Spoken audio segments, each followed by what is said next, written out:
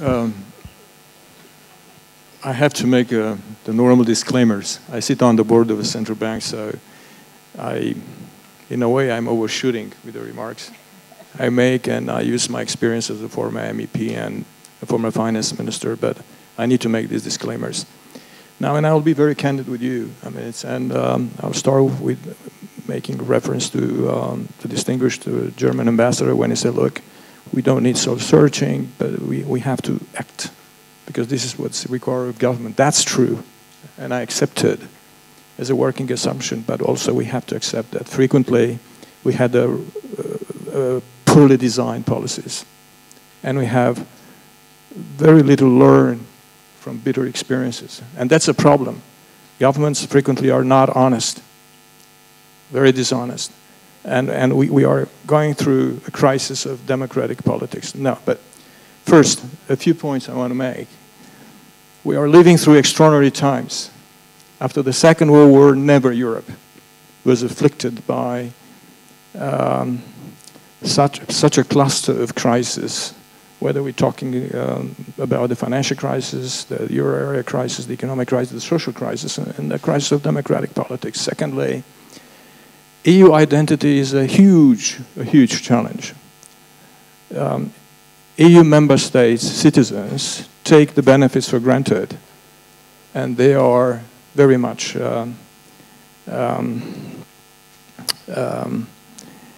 annoyed by what's not going well in the Union. There is an asymmetry in the way the Union does function. Thirdly, and this is where I think we are behind the curve.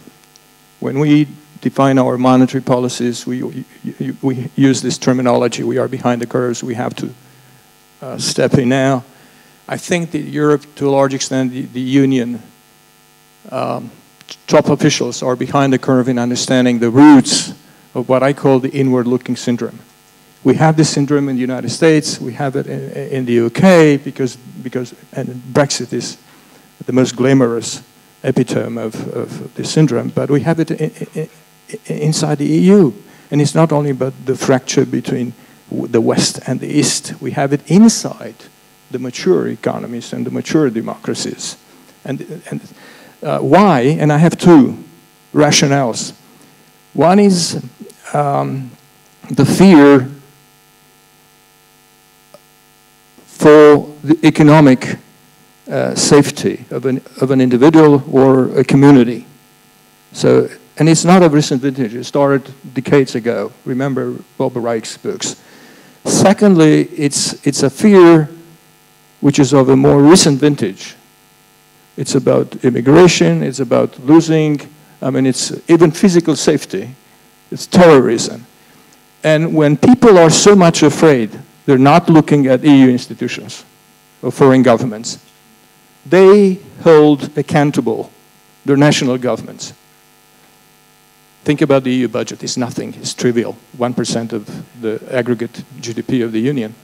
National budgets, at the end of the day, are asked to provide the public goodies. I mean, the public goods, security, and I tried also to explain it analytically, and I think that in the years to come, this will continue as a dynamic, more inward-looking citizens and people.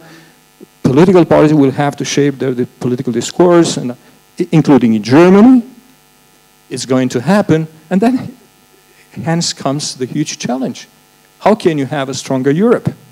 How can you act more strongly under this banner, Europe? So now, what should be done? I may sound very simple, but be more candid and honest about the reality. People are not stupid. And we see at the polls. And if we're not honest and tell the truth, we won't be able to summon people behind us to defend our member states and to defend Europe in the end. Secondly, accept also the reality, the common sense, economic common sense. We have to reform the euro area. It's not only austerity and rules, it's about risk sharing. And I believe that it's great that the group of economists, German and French economists, have come up with a paper which is heavily debated nowadays and also pin a lot of hope on the new German government in the making. Thirdly, we have to talk more loudly about EU public goods. I'm in Greece now, but I remember our Italian friends, our Spanish friends, they have always complained about the neglect and the way other member states have underplayed the significance of the public service these countries provide to protect the borders. And we have to talk more loudly about it. And last but not least, I believe that talking about concentric circles, variable geometry, this is very counterproductive. It may come up as the outcome of reality, but don't talk about it. I mean, if you want to maintain the unity of Europe, don't talk about it. And when it comes to cohesion funds, because there is this debate on conditionality, I mean, it's the rule of law, I fully agree. We have to fight for the rule of law, for democracy, but not by using cohesion funds. The cohesion funds are not a premium, are not a gift.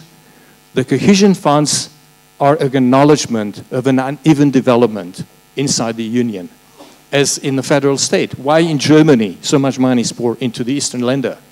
So we can talk about the way the money is used, and we have Olaf and EU institutions to prevent fraud and to punish fraud, but don't make this conditionality. Because if we do it, I mean, we'll go along the same road of disunity, and we are going to invite further fragmentation and cleavages inside the Union. Thank you.